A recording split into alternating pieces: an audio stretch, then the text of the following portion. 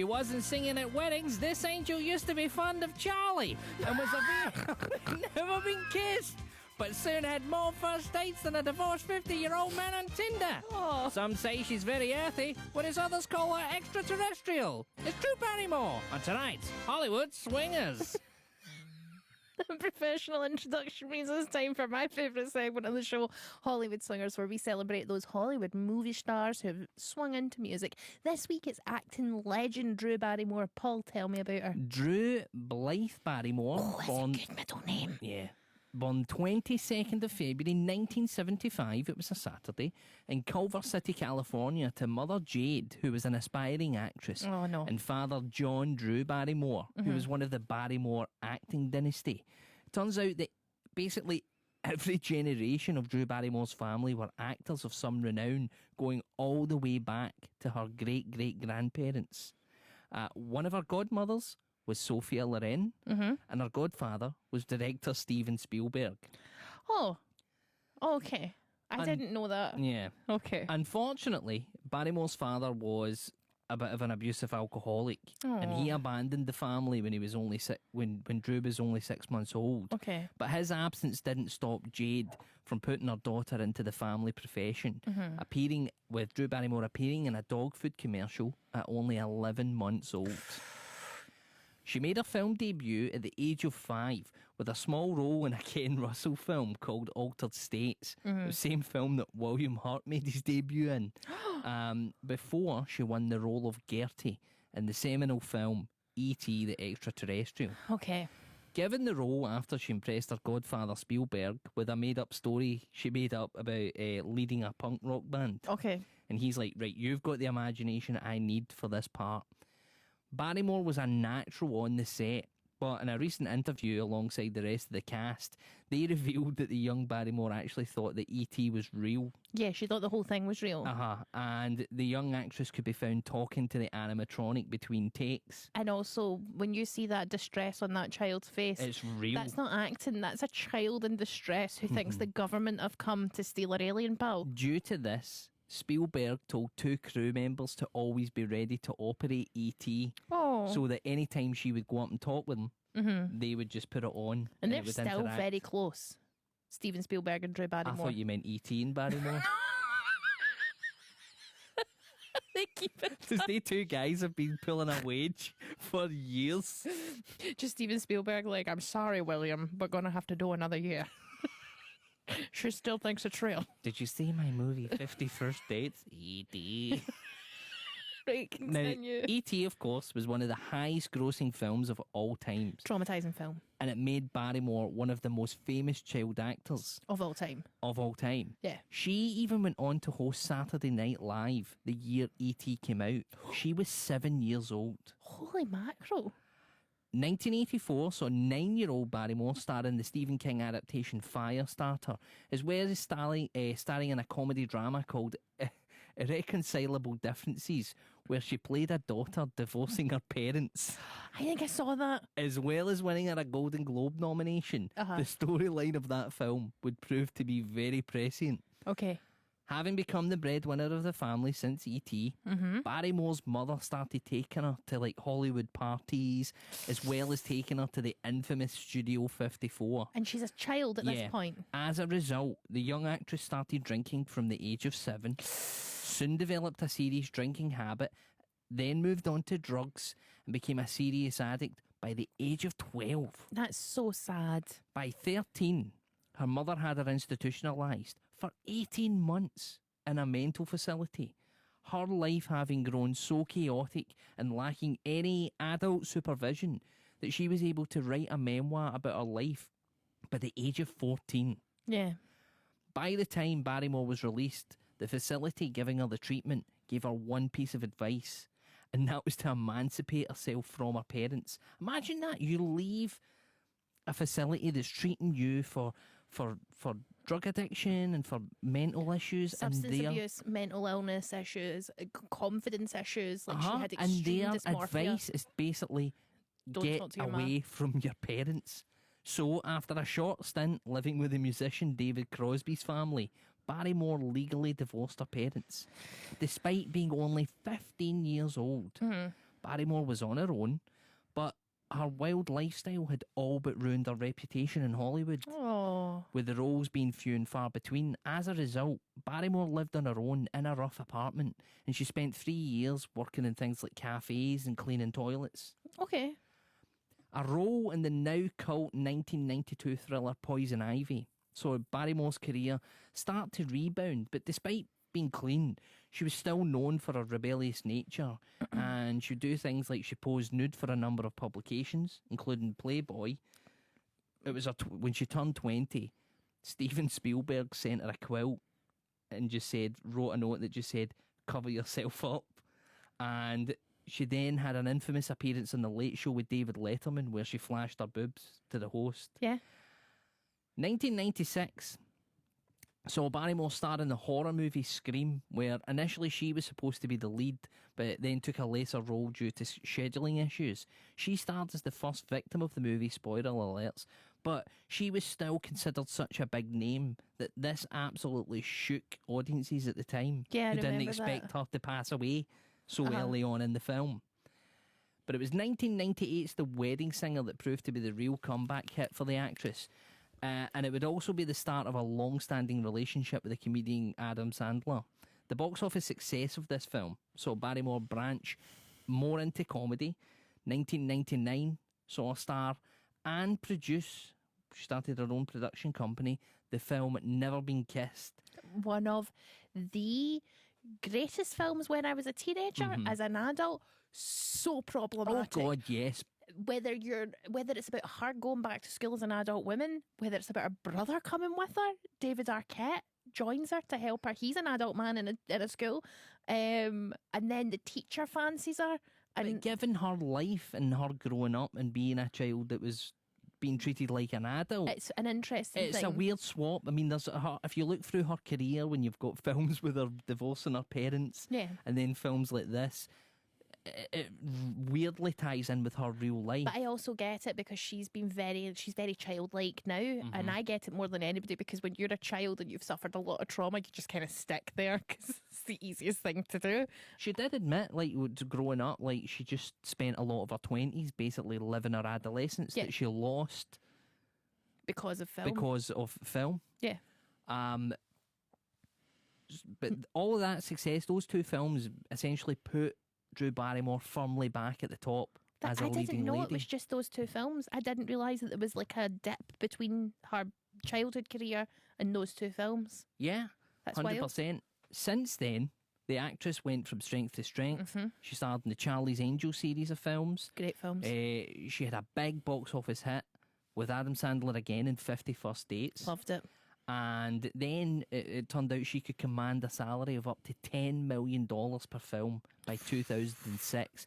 So the town that had shunned a little girl that desperately needed help, and they shunned her, was now throwing money at her feet. Good. Now she's become a mother herself to 2 children. Barrymore speaks candidly about her childhood and does so with a clarity and a good grace that I think is more than many of the people involved deserve. Yeah. She was kind of hung out to dry. People should have stepped in when she was a young kid. Yeah. But instead of becoming bitter and falling into old habits, she turned it around. She became a juggernaut. She's still starring in movies and TV shows like Santa Clarita Diet, which was recently on Netflix. The film she made, Driving in Cars with Boys, was a great film. She runs a number of businesses that made the actress very wealthy She's got her outside of chat Hollywood. show. And of course, she's got her own daytime talk show. Where she's like, I don't want you to feel uncomfortable. This is a safe space where you can talk about your feelings and what's going on with you. I'm Drew Barrymore, and I've been through stuff. I get it. She certainly has. But that's her chat show. I hated it at first because I'm a Scottish person and I don't like anybody taking account of my mental health or worrying about me, and it makes me anxious. So when she started going, this is a safe space, I was like, oh, shut up. Just be horrible to each other like normal people.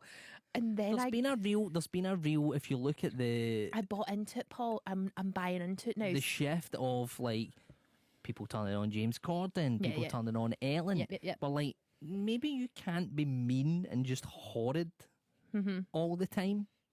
And I think there's there's something good about that Yeah, that's no, there's happening, and it's something a good nice. change. And it's nice to see celebrities, especially when she talks to people who've also had like weird stuff happen when they were younger.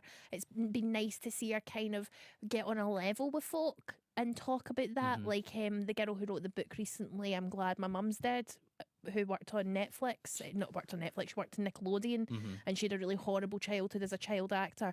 Her interview with Drew Barrymore was one of the few times in their press tour that I saw her say, this is less like a press tour and more like a conversation, because Drew Barrymore was like, let's just chat I've about been there. it. Been there, done it, Well, know what she's you're talking she's about. a testament to making a change to a bad hand that was dealt her in life. Yeah.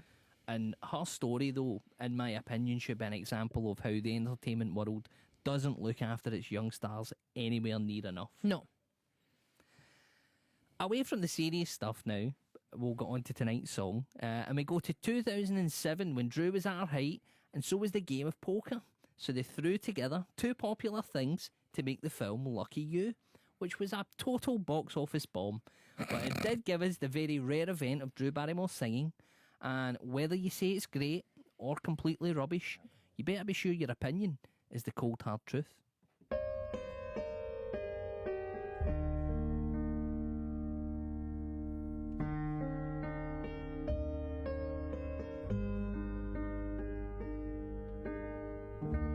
You don't know who I am, but I know all about you. I've come to talk to you tonight about the things I've seen you do. I've come to set the record straight. I've come to shine the light on you. Let me introduce myself. I am the cold hard truth. There is a woman we both know. I think you know the one I mean. She gave her heart and soul to you. You gave her only broken dreams. You say you're not the one to blame for all the heartache she's been through. I say you're nothing but a liar, and I'm the cold hard truth. All your life, that's how it's been. Looking out for number one,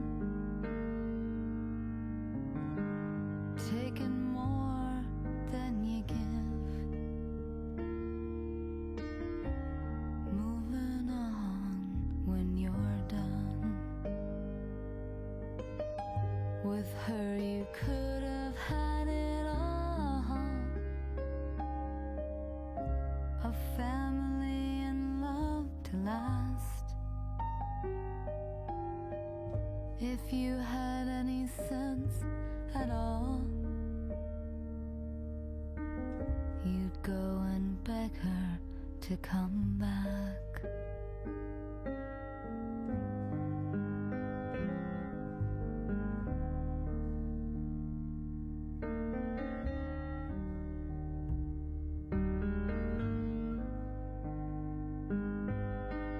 You think that you're a real man,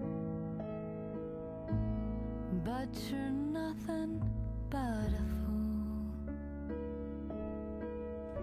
The way you run away from love, the way you try to play it cool.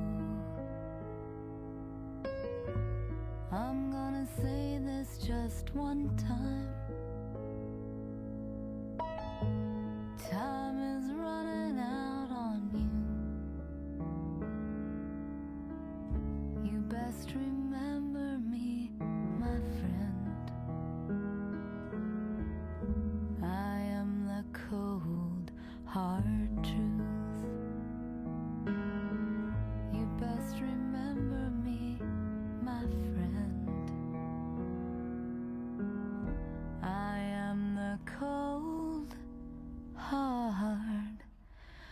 true.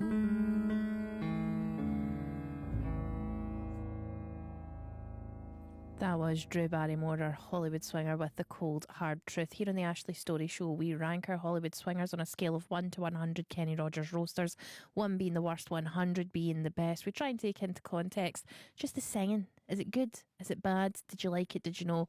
I really enjoyed that. I thought it was a fragile performance, much like Drew Barrymore herself. She held the tune. I felt it. I liked it. I'm going to give it 86 Kenny Rogers roasters. Paul, what's your score? I would agree with almost everything you said there. And I think that does deserve a high score. Yep. Obviously, you sing a ballad. If you're not a trained singer, keep it low and sing a slow song, Yes. as we've learned. If you start reaching for the stars, that's when you burn. So I think, same as you, I'm going to give it 80. Okay, I like that. Colin and Brenda and Colin have got in touch and says, I think the melody for that was totally ripped from Help Me Make It Through the Night. Average vocal but not unpleasant. I give it 55. Now you told me it was a cover of a George Jones song. Yeah.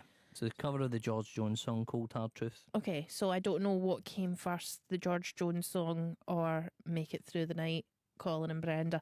But thank you so much for getting in touch. Davy Hepburn in Aberdeen says 95 Kenny Rogers roasters for Drew Barrymore. In fact, make that 100 for the emotional content. Davy Hepburn in Aberdeen, thank you so much for getting in touch. Lynn Williams, our offsite adjudicator, says it started well enough until it was clear that this was stolen from Help Me Make It Through the Night.